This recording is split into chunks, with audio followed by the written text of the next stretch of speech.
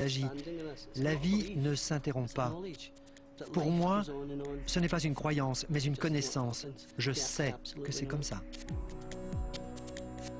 Vous pouvez maintenant passer dans le hall. Je suis sidérée. Il a mis en plein dans le mille pour chaque date, chaque numéro, chaque prénom.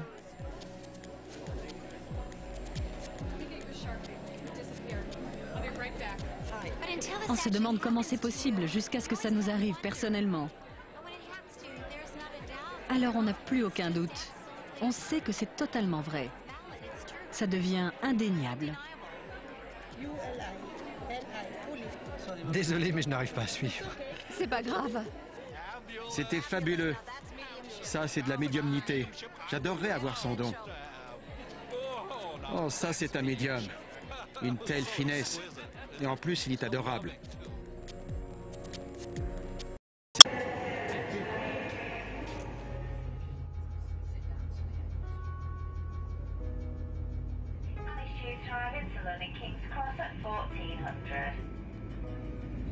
Parce qu'il s'est déjà manifesté à de si nombreuses reprises, je n'envisage pas qu'il ne le fasse pas à nouveau, surtout lors d'une séance individuelle. Il est manifestement impatient de nous contacter et de nous rassurer sur sa présence à nos côtés. Greta et son mari Andrew se rendent à Londres pour leur séance avec Gordon Smith.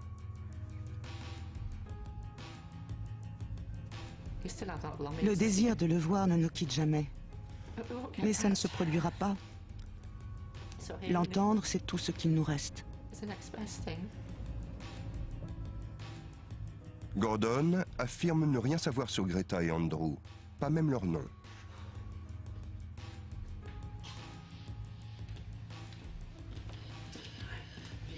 Bonjour, asseyez-vous, je vous en prie. Ne me dites rien pour le moment. Je préfère ne pas entamer une conversation pour ne pas avoir le moindre indice. Bien sûr, oui. Vous connaissez le principe? Oui. Bien. Vous savez donc à quoi vous attendre. Au pire, nous aurons une simple conversation et je saurai très rapidement si j'ai établi une communication ou non. Puis-je prendre une de vos mains? Je procède parfois ainsi. Je prends la main d'une personne ou je m'en tiens aux impressions. Quelquefois, c'est tout simplement pour sentir une vibration.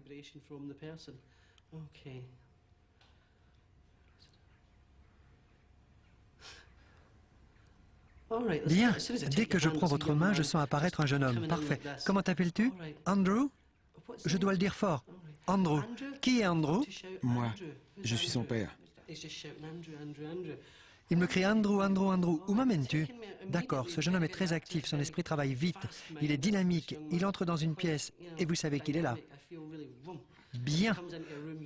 Où m'emmènes-tu à présent? Il m'emmène à la campagne. Je vois des collines, ce n'est pas le paysage déchiré des collines écossaises, non. Je suis en pays rural, comme les vallons des Dales. C'est là que nous vivons. Bon anniversaire, maman, me dit-il. Je ne sais pas si c'est Marguerite, Margarita, c'est un nom comme ça. Margarita? Margaret? Non. Margarita? Non. Non, ça ressemble plutôt à Margaret, je reste là-dessus. Greta? Rita? Greta, c'est moi. Greta? Je croyais que c'était Margarita, mais je perçois cette sensation merveilleuse de sa présence autour de vous. Et il me montre à présent... non, cela n'est pas nécessaire. Vous avez repensé tant de fois à la manière dont il est mort. Pourquoi?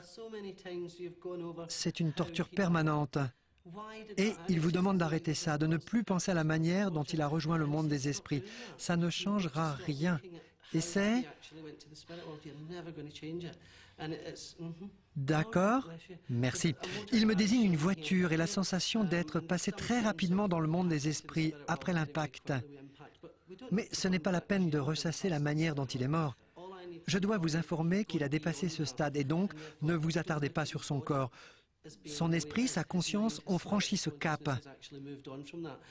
Où m'emmènes-tu? Serait-ce Ilkley? Oui, Ilkley, c'est ça? c'est près de notre maison. C'est ce qu'il me dit. Ilkley est prononcé avec un fort accent, ça donne Ilkley. C'est comme ça qu'il le prononçait. Je sais que c'est lui, oui. Je dois aussi vous parler d'un chien. Je ne sais pas si c'est un Jack Russell, mais c'est un petit chien. Ça vous dit quelque chose? Il en a toujours voulu un. Il n'en a jamais eu, mais Il y a plein de chiens dans le monde des esprits. il voulait un Jack Russell. Et il lui court entre les pattes. Je dois parler de la montre. Quelqu'un a porté une montre ou a décidé de ne plus la mettre. Et il dit, j'aimerais juste qu'on la porte. Dites-leur qu'il la porte. Elle est trop grande. Faites-la ajuster, il est au courant. Comment? Son esprit est si actif, j'ai le sentiment de lire des livres. Mais je fais un tas d'autres choses en même temps, comme si je parvenais à lire, à regarder la télé, tout en ayant des écouteurs sur les oreilles. C'est lui. Je sens une réelle personnalité. À présent, il fait quelque chose d'étrange avec ses cheveux. Il semble rire. Et j'ignore ce qu'il a fait à ses cheveux avant de rejoindre le monde des esprits, mais ça devait être un changement radical et il en rit. Il évoque le tatouage. N'oubliez pas le tatouage, c'est important.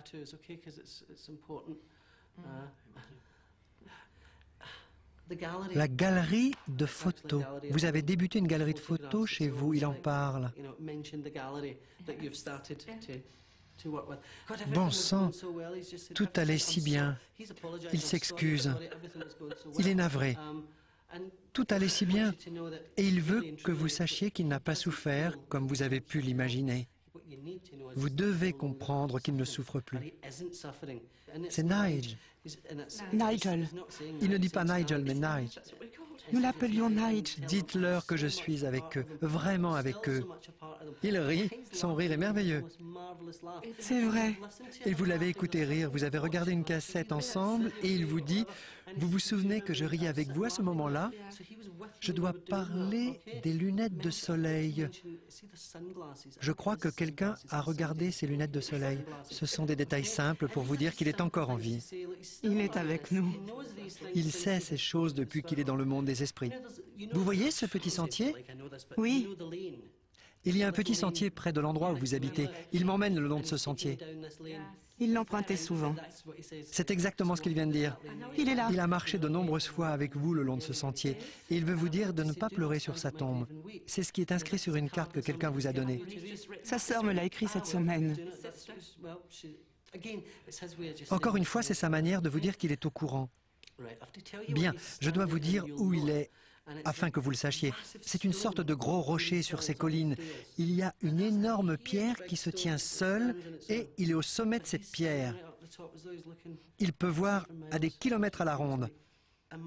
Voilà ce qu'il éprouve.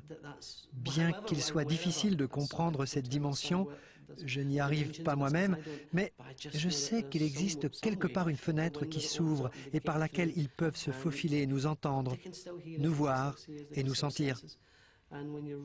Alors quand vous vous sentez mal, criez son nom et je suis certain que vous sentirez sa présence. J'espère que tout cela vous parle. Oui, merci infiniment. J'en suis heureux. C'est merveilleux. Merci beaucoup. Soyez bénis.